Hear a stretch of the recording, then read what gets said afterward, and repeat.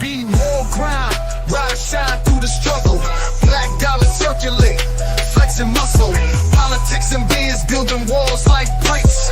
Motown soul rap mixed in the fix. Tiny cover spitting truth, microphone holder. Past the noise scene, watch growth in the folder. Black biz bright, spotlight in the dark. Hustling hard, lighting sparks in the park. Be more new, where we breaking glass ceilings. All black every day, income healing. Donnie Glover, flip the script, let's go. Black Wall Street roadmap, be more flow. Real talk, stock rise, dreams ain't looking hollow. Blueprints, handshakes, enemies wallow. Baltimore kings, queens, crown on the throne.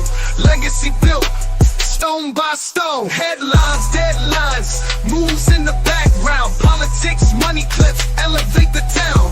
Black beard strategists, wealth can't be missed. Twist the plot, make the whole world twist. Be more news, success we inhaling. Victories, IRS, no detailing. Donnie Glover, rise to shine, let's glow. Focused on green, black, Wall Street in tow.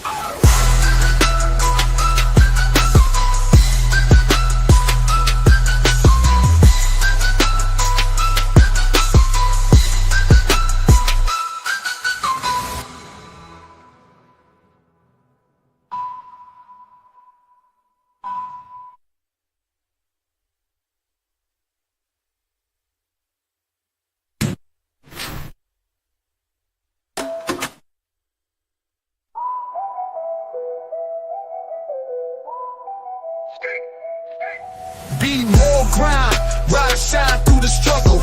Black dollar circulate, flexing muscle. Politics and biz building walls like bricks. Motown soul rap mixed in the fix. Tiny cover spitting truth, microphone holder. Past the noise scene, watch growth in the folder. Black biz bright, spotlight in the dark. Hustling hard, lighting sparks in the park. Be more new, where we breaking glass ceilings. All black every day, income healing. Donnie Glover, flip the script, let's go. Black Wall Street roadmap, be more flow. Real talk, stock rise, dreams ain't looking hollow. Blueprints, handshakes, enemies wallow. Baltimore kings, queens, crown on the throne. Legacy built, stone by stone. Headlines, deadlines, moves in the background. Politics, money clips, elevate the town. Black beard strategists, wealth can't be missed. Twist the plot, make the whole world twist. Be more news, success we inhaling. Victories, IRS, no detailing. Donnie Glover, rise to shine. Good evening, everyone. Following the science, it has long been accepted that humanity, as we know it, began in Africa. The San Bushmen of Namibia, Southern Africa, are said to carry the oldest DNA on the planet. From there, mankind is understood to have migrated outward to populate the planet. By that measure, the African is therefore indigenous to all lands on Earth.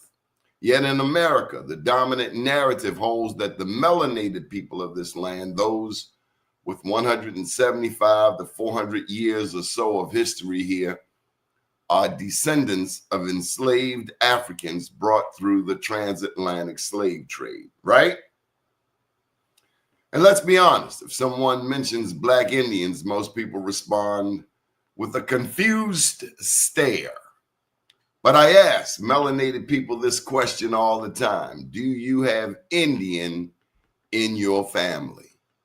Did someone ever tell you an Indian story? Your grandmother, your grandfather? And when I ask that question, the reaction tells a story of their own. A hell of a lot more people who look like me have indigenous stories than Harvard Skip Gates would care to admit. Choctaw, Cherokee, Blackfoot, Saponi, Creek, Chippewa, these names echo through our oral traditions, our family lines, our memories, whether society acknowledges them or not. Here's the long and short of it. A new generation is doing their genealogy, and they have receipts, as Mafia Shakur likes to say. They do not necessarily identify with Africa, Africans, or Pan-Africanism. Instead, they ask hard questions. What has Africa done for us? More importantly, they assert that melanated people have always been in the Americas. Truth be told, few of us have considered what was happening on these lands in 1100, 1150, 1200.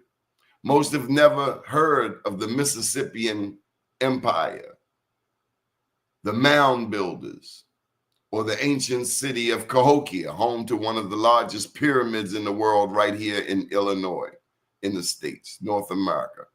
The reality is that there are more pyramids in the Americas than in Africa, and each one tells a story buried beneath centuries of denial. And so this younger generation, bold, digital, and fearless, is digging deep. They're using genealogy, DNA, and even AI translation of old Spanish explorers' notes to uncover a different version of the past. They are bypassing the gatekeepers and rewriting their own story. That's where our work comes in. Through this Indigenous series, we have heard countless testimonies from melanated people across the United States who no longer identify simply as Black, but proudly proclaim their tribal heritage. They are smart, they are bold, they are unapologetic. Tonight, we're connecting these threads: the mound pyramids of Cahokia, the treaties and Indian wars, the 1740 Negro Act of South Carolina, and even the Freemasons' role in early treaty negotiations, all of which shaped how identity, land, and law were defined in America. Ladies and gentlemen, I present to you tonight Mr. Morocco Coleman. How you doing, Morocco? I'm doing fantastic, Donnie. How about yourself? All the way from Atlanta, we got attorney Natalie Pierre. Lewis, how are you, ma'am? I'm great. How are you? Good. Welcome back to the show. Marsha Jews. Hello. Still standing. Thank you for having me. Okay. Planet Wells. Blessings to everyone. Hello. And then your point guard for the night, Mafia Shakur. Peace, family. Can y'all hear me? Yes. Yep, Yes. loud and clear. So Mafia Shakur, you want to run the point? Yes, sir. We just got to first tie into. Let me share this with you. Natalie only has a few. She's got like a half hour, so we want to get her in with her. Natalie is an attorney. I don't know if you recall. She's been on the show before. She's an attorney, and she's looked at. We were talking about Walter Plecker, the 1924 Racial Integrity Act, the land that he snatched from Black people, or melanated people, I should say, in Virginia, possibly worth about $5 billion. Yeah, that's what it was approximated to be, about $5 billion worth of $1 billion worth of land. It's She just dropped yeah, we had a rich culture. So we, like you said, we got to tie into the Mississippian culture and understand the legs and branches of the tribes to be able to follow the surnames and to understand who was on what tribe, and tribes divided and joined with other tribes and joined with the United States Corporation to dismantle us, as far as in definitely with the Walter Plecker paper genocide being called Negroes, Black, mulattoes, and things of that sort that distorted our heritage. Definitely in like we say in Jamestown named after King James. He first got to Virginia in like 1607, I believe, and it started running through the villages and trashing the empires, changing our names. And another thing, as far as in tracing your heritage too, I believe I said this before, it's just your name. You know what I'm saying? Knowing your parents' maiden name if she is a woman, so you know how to find her, because in these documents the name changes so many times, and that's what they said. From the Indians dealing with the colonizers, we often changed our name to, mislead them and misdirection. Very true. It's a lot of tribes. If we go back into the bloodline and how the Scottishmen and the Scottish rights and all that was dealing with the Cherokee, we was already trading with them. And like I say, the infiltration, there was infiltration by merging with the communities. Even though they came to steal away the land, they still came and merged with the communities and built families and things of that sort. They did trade with the Cherokee and also with the Creeks. And we know that the Cherokee and the Creek Nation joined with the United States.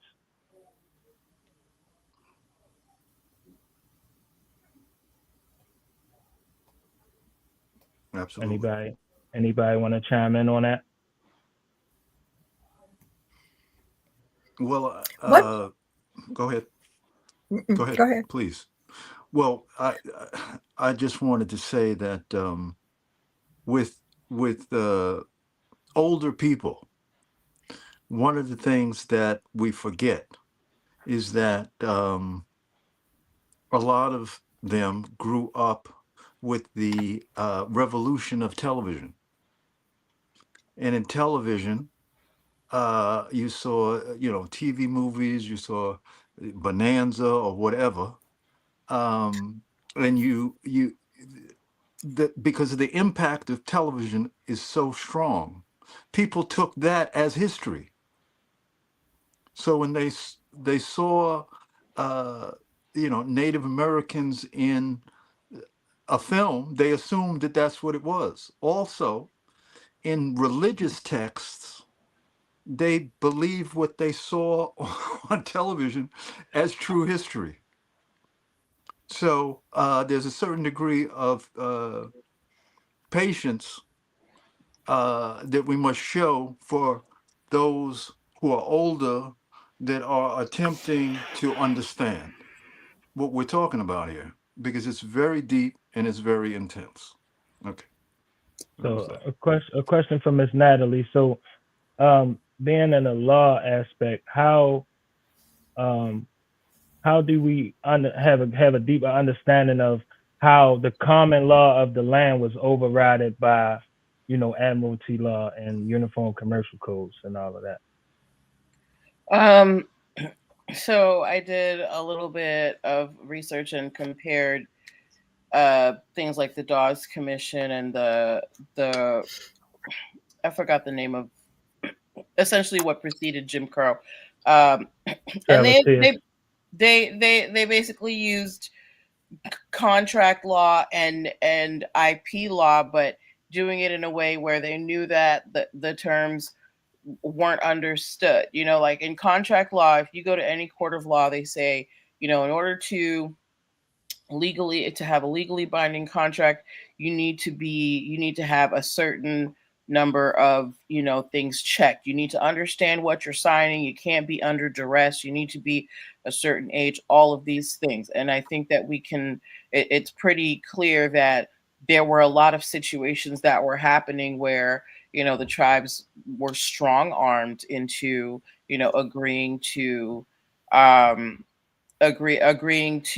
these things like the Dawes Commission. So it was a twisted use of the law. It was introducing a form of law that people didn't understand, that they had no grasp of, and taking advantage of that ignorance of their type of law and using it to disenfranchise them. And then when it comes to losing your identity as a Native American, because they use that European law in the contract law to say, okay, well, you have to be labeled Native to be able to inherit land, but then also making it impossible for you to be labeled Native because the only options in some places were white or colored. You took away that intellectual property, that trademark, that name that would allow you to claim your piece of land. So it's, I mean, it is devastating. And I think I had, when I said this the first time, a lot of people thought that I was admiring what Europeans did. I don't want you to think that I thought that what they did was good. I said that it was diabolical, but it was a very interesting and crafty use of, law. I understand that. And are you familiar with when George Washington became the first president, and how that how we transitioned from the Iroquois Confederacy Constitution to the United States Constitution? I am not familiar with that. Okay. Yeah, so that's it was 13 years. It was 13 years of roughly around like eight different native people who was running the Confederacy. And so this political system that they're using is it was our political system, but they hijacked it. So like with the treaties and not honoring the treaties and things of that sort. Mm-hmm. So by the time we got to George Washington, he was a military general, and this is how they used force to invoke the law and force people to get with the law, because they had the military presence. Okay, but may I ask a quick question? Yeah. So from my understanding, most native tribes, it's the idea is that the land is communal. No one person can own land or part of the land. Yes. Yes. So then when you have these Europeans coming and introducing this idea of allotting pieces of earth, to a certain person, that concept was not something that, for as far as I know, was something that they understood. They're like, how do you own the earth? You can't take it with you, right? So by taking advantage of that fact that they were like, nobody can own the earth, that is a form of taking advantage of someone's ignorance. Yes, I understand that. That definitely makes sense. And it was forcibly as well. Like we say, everything in law says that you shouldn't do this under duress, just as you said. So to be forced to do that, and the hostile environment that it just shows the nature of what we're dealing with. So it's how do we revert the law, or how do we use the law to reclaim what we set out to? I don't necessarily know. Like today I was looking up something about Georgetown University and how they had sold off some slaves, in the 1800s to pay off some debt, right? And they have since apologized, they've acknowledged it, they've made some conciliations, named some halls, said that the descendants would be, would get the same treatment as faculty or legacy and things like that. But you can never pay them back for those 200 years that they lost.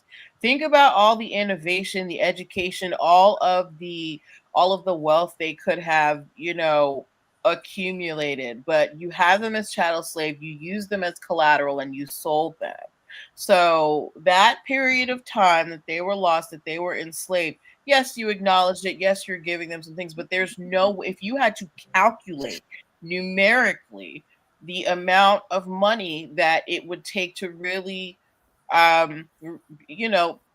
reimburse everyone for what they lost as a result of being enslaved, the institutions would go bankrupt, and nobody's willing to do that. I understand that. So the fight actually continues, because that's where it's going to start. It's going to start in the legal. It happened legal as well. So it's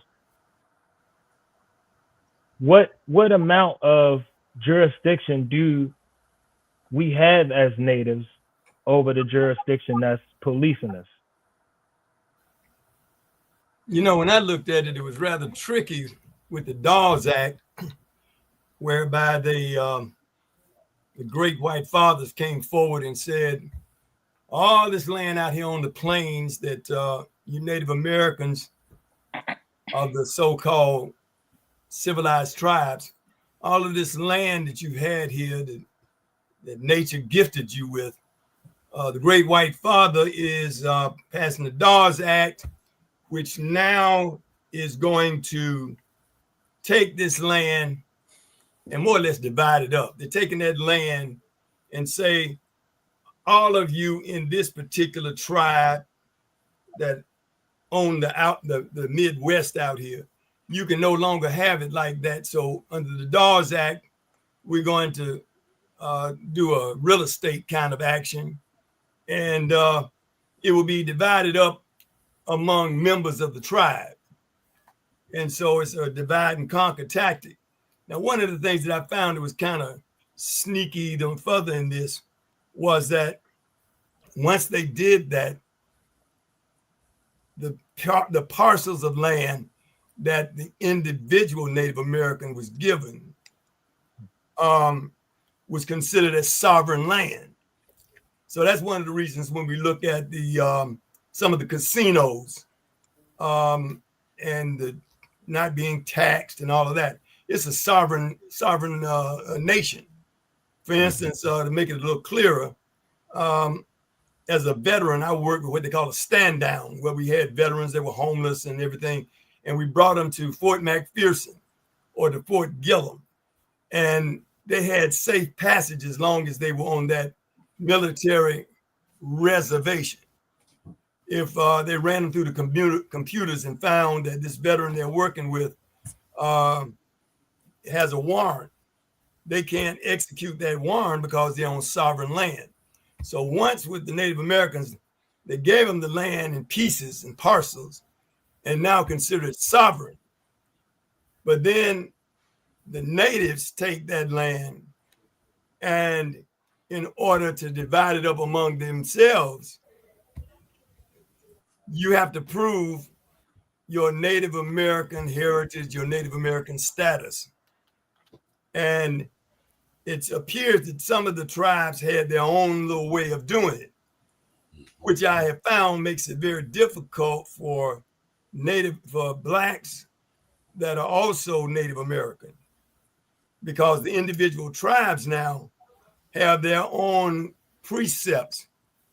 And for years I had heard, like, well, if you could show that your grandmother was 2/5, her blood was 2/5 of this particular tribe, then you could benefit from it. And my research now is showing that might not necessarily be true. They've got their own little picadillos that they apply to this thing. And you being a slave at a certain point in history, and you were a slave under, let's say, the Chickasaw. You were a slave under the Chickasaws, but it was so relaxed to the point that you might have a Chickasaw wife and have children by her. So you're inculcated into that tribe, and you live for many years as that Native American. But then when it comes to dividing up the pot of money, quote unquote, you've got to show not particularly your grandmother's bloodline, but however they have it set up. And it looks like the deck is kind of stacked against you, because in doing that, one of the formulas they use is called the blood. I can't remember the terminology. Quantum. But as I did the research, it was very difficult to find out what those criterions are. So that told me how difficult they were trying to make it for me to research it. It just shows further how difficult they're trying to make it for African Americans that are tribal and born on those reservations, are not being able to take full benefits of it. And someone might have more information about that. Yes, sir. I appreciate it. So even as you saying that, how does that relate to sovereignty? Even if you can find your bloodline, and you can prove that, okay, this my family was this tribe and this tribe. How does that relate to your tribal sovereignty or your common law due process? I would think once you meet the criterion for whatever that tribe has set up, once you meet that, then I presume that you would have all full rights and privileges. But my research is showing that it's kind of a stacked deck when you start really getting into it. Because like I say, the Chickasaw might have their precepts over here, and the Muskogees have a different concept of how they do it. Right. The bloodline, and it was a couple other factors that don't come to mind right at this moment.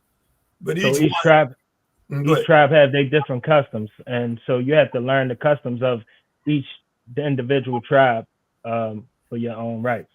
Yeah, and some of those customs, you might not, as an African American that has been inculcated in that tribe, you might still not be able to meet that high bar to become considered as Native American.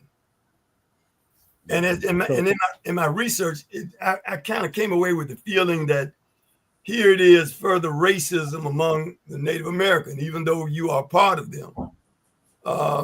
They're not bending over backwards to welcome you with open arms. And my thing is, just as far as an African American and Native American, if you it's not going to be you would find more. I'm listening. Trumpet or something up on a rival, huh? No, you breaking up, Queen. So I know that 18, when they got out to Oklahoma, that was their way to basically X everybody out of it that was not in Oklahoma. Because you got to remember that when the Trail of Tears got to deal with the Cherokees leaving and going out to Oklahoma. And then you got the Eastern band of Cherokees that stayed behind. And then you got another band of Cherokees that went to Mexico. So I know that the Cherokees in Mexico, they will accept anybody that's part Native, any of us. I know that the Muskogee got to Oklahoma and they had problems with the Cherokee and they got chased out of Oklahoma and went to Nacimiento, Mexico. So when you look at the ones in Nacimiento, Mexico, you'll see the ones that look like us, and that's where they are. So when we go to them blood quantums and all this stuff with these rules they got out there in Oklahoma, that's just to X everybody out here. See, now you got to know where these bands are. Like the Cherokee got the Chickamaugas and all these different types of bands. So you got to know these types of things and where they located at. You know what I'm saying? Right. So you got the Eastern band that's up there in Virginia, North Carolina, and they still there. I think they not that far from the Chickahominys. You know what I'm saying? So, you know, this all was to X us out, you know what I'm saying? But it's I think it's go even more deeper than that, because me and Mafia, we was researching earlier today. So it's about assuming identities that's not yours. You know what I'm saying? Basically you're saying there's institutional racism within the Native American community as well as the white community. Right. You gotta think about this as they was making this country, this quote unquote white country here, they was making the Native American statute country as well at the same time. And so them same leaders were in conjunction and cahoots with the leaders that formed this country. You get what I mean? Yes. Mm-hmm. One of the things I found today, it said, unfortunately, Black Native Americans often lack proper documentation, resulting in unclear ancestral origins. So it's like they kept moving the playing field. You know, and they also move the graves too. They move and shift grave sites as well. Right. See, that thing with that Muskogee, with the Muskogee tribe or the Creek Nation out there, them just the lower creeks. That's, you know, the ones that's running the nation out there, they just the lower creeks. The white sticks that's running the nation, the descendants of Rowley and Chili McIntosh, the sons of Chief William McIntosh. So when you talk about the Creek Nation, you got to talk about the red sticks You talk about the red sticks, you're talking about people that look like me and you. We was the ones going against them signing that McIntosh signing that 1825 Treaty of Indian Springs, and that's what the treaty that got him killed. You get what I mean? So when we go back in this history, we'll start seeing that these were the Lower Creeks were mixed breed, mixed Scottish Indians with the natives. You know what I'm saying? And they was in line with the English.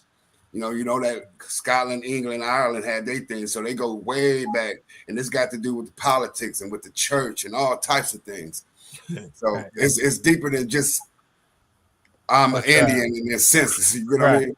Yes. What's the difference? Maybe someone knows. What's the difference between a tribe and a nation? Good question. That's a pretty loaded question. Let me do this. Marcia Jews, you've been quiet. You've been taking us all in. What's this mean to you, Marcia?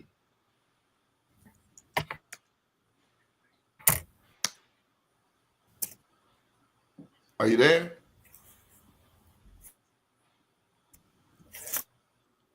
I don't think she can hear me. Marcia? You can't hear you. She got a bad connection. Okay, well, Miss Pierre, I know your time is limited. Anything you wanted to get in before? Yeah, I just wanted to. This has been an interesting topic to research, but it's also kind of something that makes you sad because it's like, don't nobody want us? All this good we did, don't nobody want us? The Native Americans don't want us. The whites don't want us. You know, and no, and can it's you not hear something me? to laugh at, but now we can hear you now. Okay, go ahead, Natalie. Yeah, it just seems like, in terms of, for those who are claiming African ancestry, there's nothing for them, and you know, respect to all of those who say that they are only native, you know, and that they have no connection to the continent. But if we're going to say that Africa is the cradle of civilization, we all have a connection to the continent. So why so much ostracizing of those who claim that direct connection? That's all I mean, because if you do the genealogy and trace your bloodline, you will find more Englishmen and Scotsmen than Africans. You know what I'm saying? So it's like, even if you just think that the Earth, the planet Earth, was a global civilization. You know what I'm saying? So the cradle, every part of the Earth was a cradle. It's just that we don't have direct connections. Some people might have African in their bloodline, but like it was presented on the show before, the African society and the African companies that promoted this ideology towards Africanizing everything, for us to not Americanize everything and to be comfortable with the native tribes on our land. Because once we think of the racist aspect of it just being a white man, yeah, these are Englishmen and Scotsmen and Europeans, but these are melanated so-called white men. They classified as white on paper. This was what we talking about with the paper genocide and the Trail of Tears and the Dawes Rolls. All this was the political, social aspect of what had already been done to the tribes.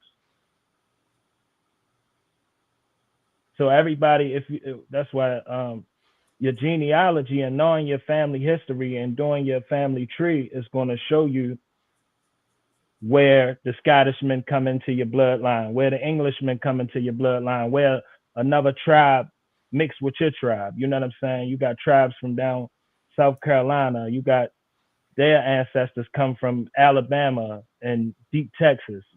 So okay, so all right, let's say I'm not American.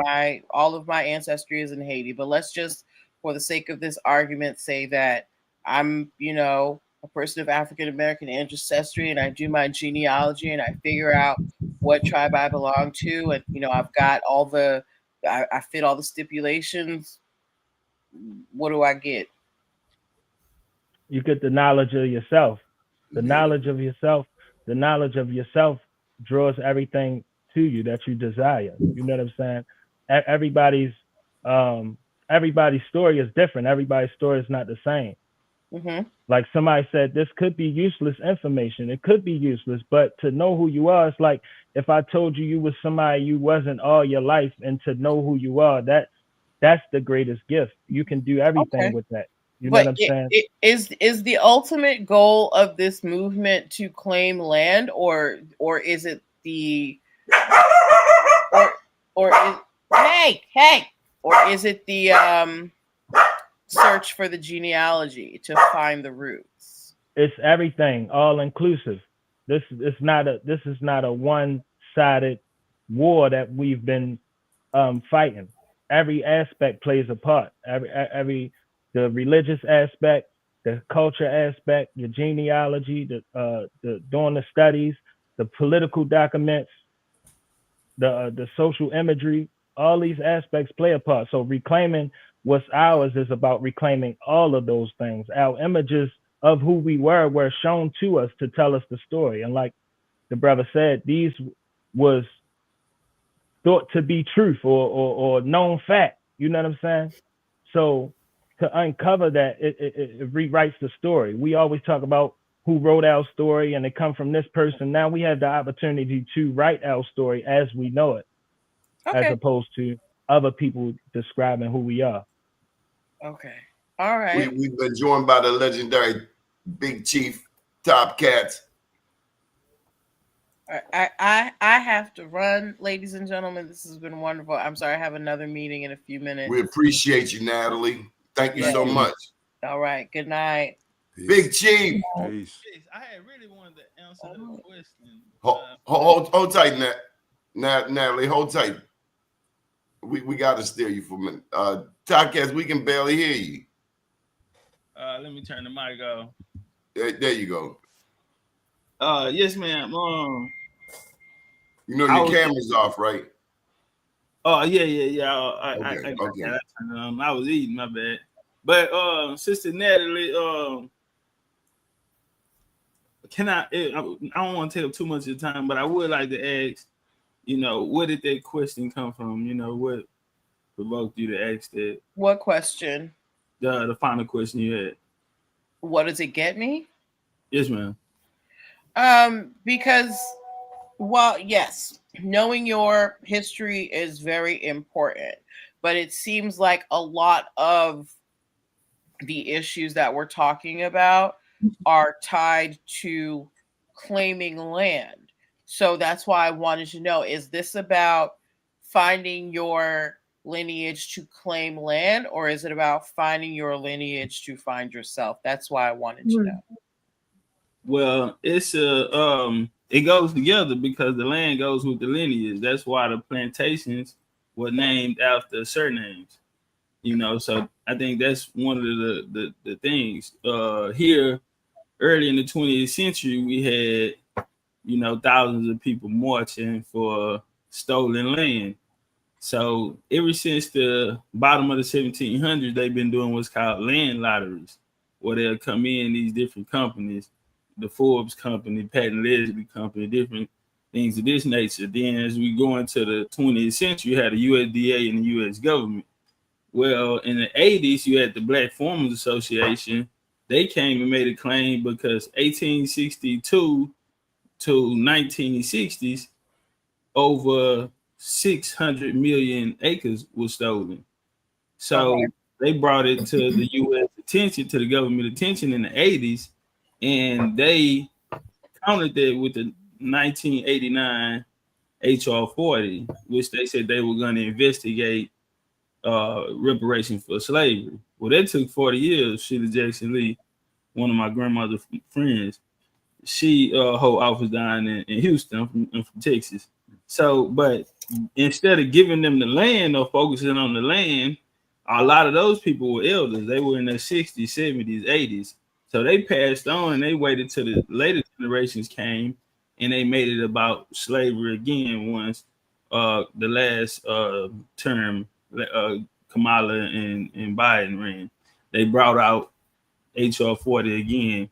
And we see, so it is, the land is the most prominent thing, but in order to find it, you would have to know the names of your ancestors so you can know what happened to you here.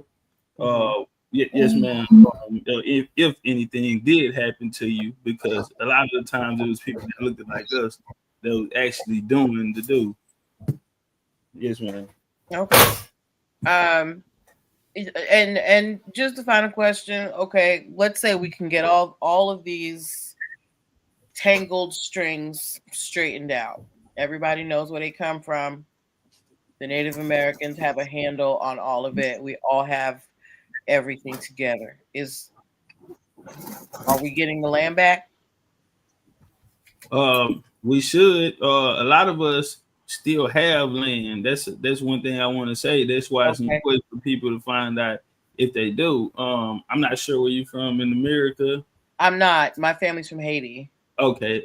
So down in the South, a lot of us have family burial grounds.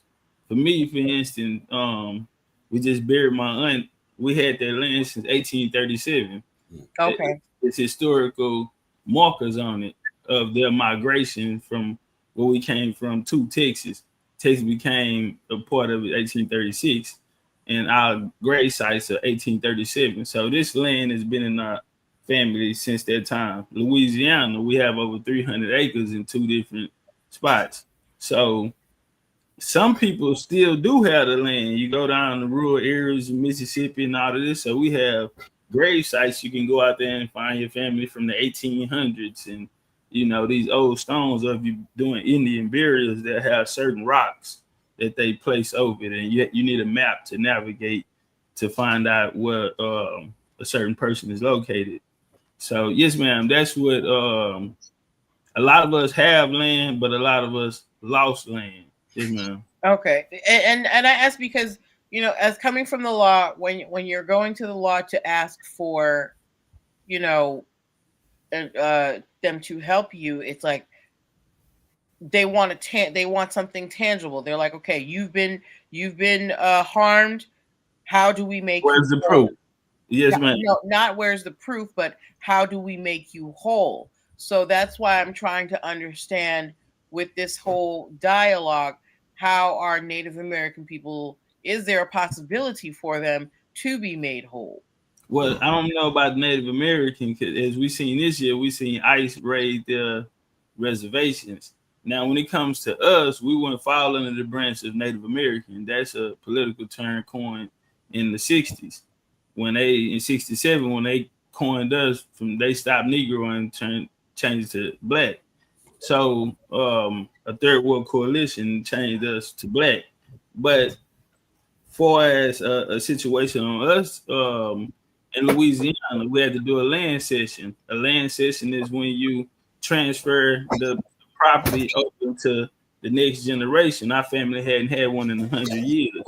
So my aunt had to go back, the state of Louisiana made her go back, prove her lineage 6 generations. If she didn't have that information, then we would have lost the land. They would have sold it on auction. But since it was thank you. Yes, ma'am. Since it was in our family, to basically, these oral stores, to our family books, and also, they'll keep Bibles and they'll write a lot of important information in the Bibles, and also the land, the grave sites. We were able to go back those 6 years and pull up the Catholic records and everything, and we succeeded in getting the land cession and getting it transferred over to this generation, to our generation after 100 years. So that's another part of the history where I say a lot of us still do have some. A lot of people sold the land, whether it was gentrification programs that came in and heirs property that they came. Because once you have a land patent, that belongs to you. Yes, ma'am. So, Top Cat, is it true that what you were saying about this information, would this information be in what we used to call like family Bibles before we was using like the spiritual Bible? Yes, sir. Yeah, a lot of people would, especially Protestant.